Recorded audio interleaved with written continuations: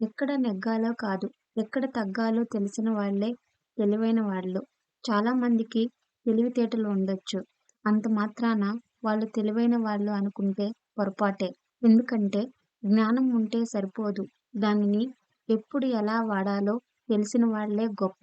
జ్ఞానాన్ని అజ్ఞానంతో దుర్వినియోగం చేసుకునేవారు ఈ లోకంలో చాలామందే ఉన్నారు.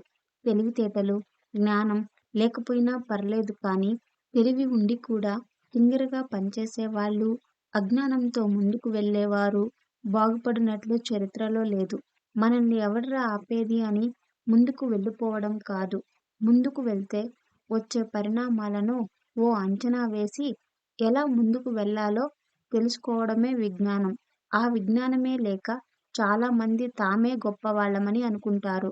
తెలివైన వ్యక్తి దగ్గర ప్రతిదానికి జవాబు ఉండొచ్చు. కానీ ఏ ప్రశ్నకి ఎప్పుడు బదులివ్వాలో తెలిసిన వాడే వివేకవంతుడు అనిపించుకుంటాడు. మన తెలివితో ఆర్గ్యూ చేసి ఆ పరిస్థితిని గెలిచేయొచ్చు. కానీ ఎక్కడ తగ్గితే అందరికీ మంచిదేనని ఆలోచించేవారే గొప్పవారు. కొందరికి తెలివి అతిమీరిపోతూ ఉంటుంది. దానివల్ల వారు దేనికి జవాబిస్తున్నారో కూడా మర్చిపోతూ ఉంటారు. ప్రతిదీ తమకే తెలుసు అనే ఓవర్ కాన్ఫిడెన్స్ వారిలో నిండిపోతూ ఉంటుంది.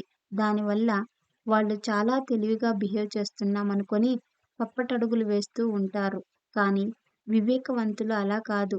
ఎప్పుడూ పరిస్థితిని అంచనా వేసి తదనుగుణంగా వ్యవహరిస్తూ తమ తెలివితేటలను ఉపయోగించుకుంటారు. అలాగే ఎప్పటికప్పుడు తనని తాను సరిదిద్దుకుంటూ, కొత్త విషయాలను నేర్చుకుంటూ, పాత విషయాలను గుర్తుపెట్టుకుంటూ ఓ ప్రణాళికతో ముందుకు వెళ్ళేవాడు ఇప్పుడు కాకున్నా ఎప్పటికైనా సక్సెస్ అవుతాడు. బట్టి పట్టేసి చదివేస్తే పరీక్షల్లో మార్కులు రావచ్చు. కానీ అర్థం చేసుకొని చదివితే అది ఎప్పటికీ నీతోనే ఉంటుంది. అలాగే ఏ పరిస్థితినైనా మనం అర్థం చేసుకునే తీరులోనే మన విజ్ఞానం దాగి ఉంటుంది. ఇది మీరు వ్యక్తిగతంగా, సామాజికంగా ఎదగడానికి సహాయం చేస్తుంది. మన సొంత నిర్ణయాలను ఆత్మ పరిశీలన చేసుకోవడానికి, వాటి వల్ల జరిగే పరిణామాలను అంచనా వేయడానికి కూడా మీరు సమయం కేటాయించుకోవాలి. స్మార్ట్‌నెస్ అనేది అందరికీ కనిపించాల్సిన అవసరం లేదు. అది మానసికంగా నిన్ను నువ్వు ప్రూవ్ చేసుకోవడానికి పనికి వస్తే చాలు. అనుకోని పరిస్థితి ఎదురైనప్పుడు ఏది పడితే అది చేయడం కాకుండా, ఏది చేస్తే మంచిదేననే ఆలోచనతో ముందుకు సాగడమే వివేకం. పైగా తెలివైన వ్యక్తి ముందు వింటాడు. తర్వాత వాటిని అర్థం చేసుకొని అనువుగా మాట్లాడతాడు. అవతలి వాళ్ళు చెప్పేది వినకుండా మీరు అనుకున్నదే చెప్పేసి, మీకు నచ్చినవి అనేసుకొని మాట్లాడేయడం తెలివైన పని అనిపించుకోదు. ప్రతికూల పరిస్థితుల్లోనూ సానుకూలంగా ఆలోచించినప్పుడే మంచి ఫలితాలొస్తాయి. కొన్నిసార్లు మాటల కంటే మౌనమే శక్తివంతమైన ఆయుధం అంటారు. ఇక్కడ ఒక చిన్న మాట. ఇతరులు మోసం చేసినప్పుడు బలహీనులు ప్రతీకారం తీర్చుకుంటారు.